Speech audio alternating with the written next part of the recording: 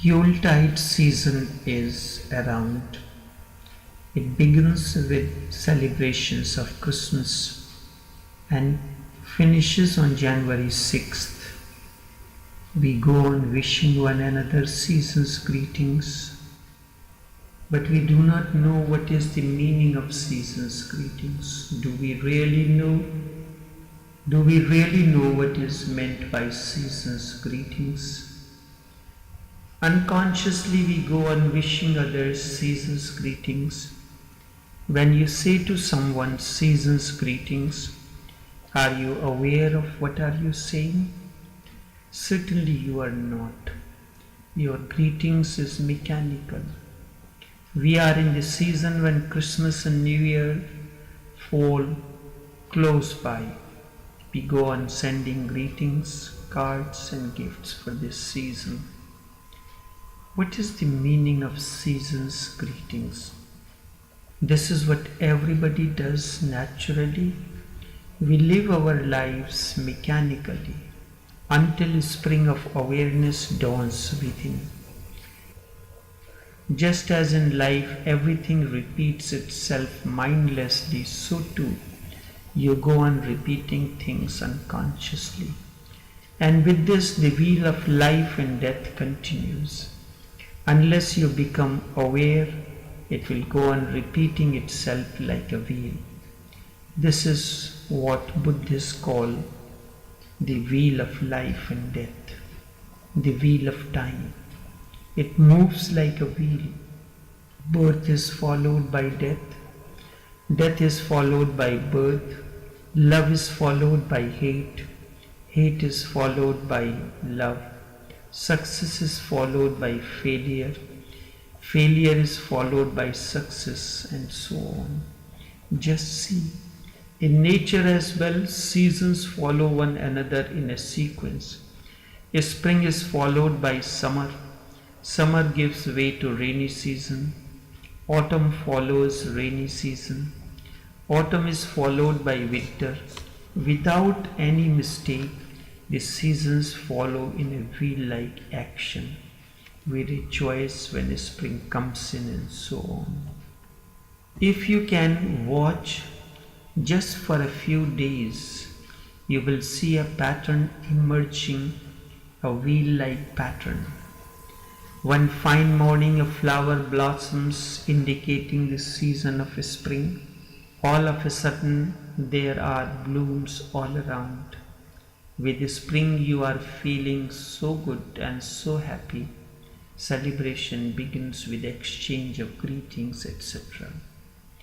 In the same way, one day you feel happy, another day you are so dull, so dead that you start thinking of committing suicide.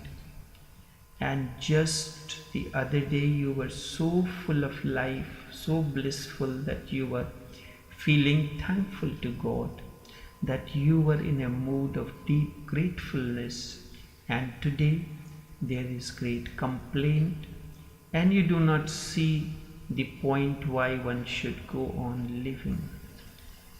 And it goes on and on, but you do not see the pattern. Once you see the pattern, you can get out of it. This is the reason that when the wheel turns and something new happens, you greet one another, indicating the arrival of the season of joy. Celebration begins. You greet and welcome that which you like. You are very mathematical in life. At the end of one season, there are many business-like activities, store-wise sales of a spring collection to make room for the new season, and you celebrate with all this. This is not the real way of greeting. You do not trust the existence. You choose moments for greetings and celebration. Both greetings and celebration go hand in hand. Remember, when you celebrate, the whole existence participates with you. But you do not celebrate with existence. Celebration is not your nature. Therefore, learn to celebrate with existence. A master celebrates himself each finite moment. Each moment there is celebration. This is his nature. Certainly, I hope soon the day will come you will be celebrating yourself. And when thousands of people around the earth blossom to their innerness, they will begin celebrating, singing, dancing, ecstatic, drunk with divine. Then there will be no possibility of any global suicide. With such festivity and with such laughter, with such sanity and health, with such naturalness and spontaneity, how can there be a war? Then you have learned the art of celebration. And you do not need to greet on for certain seasons for celebration. Jesus symbolizes explosion of inner light. Christmas is the indication of the spring of light and love. You greet and celebrate such occasion because you yourself are unaware of this inner explosion. For you, really it is not a celebration, instead it is an entertainment. Somebody else dances and you are entertained. This you call celebration. Real celebration comes when you have participated in the process. Then each moment will become a celebration. You can then celebrate with each incoming breath. You, your meditation, your love, your celebration, all are capable of creating the atmosphere of peace and love, for compassion and for celebration. When you cry and weep, when you are miserable, you are alone. When you celebrate, the whole existence participates with you. In celebration, do we meet the ultimate, the eternal? Only in celebration do we go beyond this cycle of birth and death. Your ecstasy is a movement towards the height, and your meditation is a movement towards depth. And once you have both, your life becomes a celebration. That is the work of a master, to transform your life from a sad affair into a celebration. Then you are so busy in your inner celebration that there is no time for greetings. In the absence, we go on celebrating the Christmas season until January 6th to mark the celebration for the 12th night. With that comes the end of 12 days of celebration. You choose certain occasion for celebration. Then greetings becomes necessary. On the contrary, when celebration is your nature, then you do not have time for anything else except celebration. Then you create a Buddha field around yourself, an energy field that goes on becoming vaster and vaster. Create as many vibrations of laughter, joy, celebration as possible. Dance, sing, let the whole of humanity by and by catch the fire of Zen and the wind of Zen. Remember, your laughter will be enough to prevent any war, any conflict and misery. Your celebration, your dance will be enough to prevent the conflicts.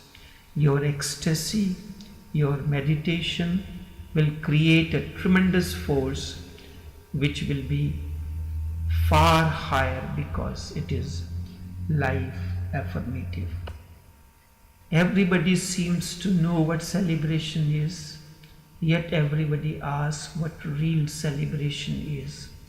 Rather than dancing, laughing, loving and enjoying this silence, the mind asks, what is celebration? Everybody knows what celebration is. I have never come across a person who does not know what celebration is. Indeed, just rejoicing in your being, rejoicing in this moment, overflowing the inner explosion of love is celebration. Celebration is gratefulness for existence. It has given you so much that you are expressing this gratefulness with celebration each moment. You had not asked for it. You have simply been given a universe which is infinite and eternal. You have not asked and you have been given a consciousness which is eternal, which can become festive. If you allow it, it can make you the sanest, the most graceful and most loving, a man of many seasons and many rainbows. There are so many dimensions of celebration. The whole existence is a celebration. And do not think that existence wants you to be serious. I have not seen a serious tree. I have not come across a serious bird. I have not seen a serious sunrise. I have not seen a serious starry night. It seems they are all laughing in their own way, dancing in their own ways. We may not understand this, but there is a subtle feeling that the whole existence is a celebration. I teach you celebration. And laughter has certainly to be one of the major ingredients in this celebration. Let your celebration be the only true religion. Let this be the criteria always.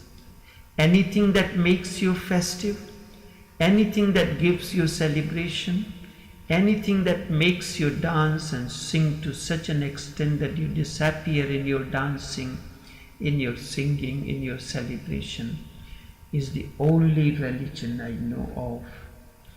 No God is needed, no heaven and hell are needed. All that is needed is a simple understanding that mind is the source of negativities and all misery, and celebration is your essence.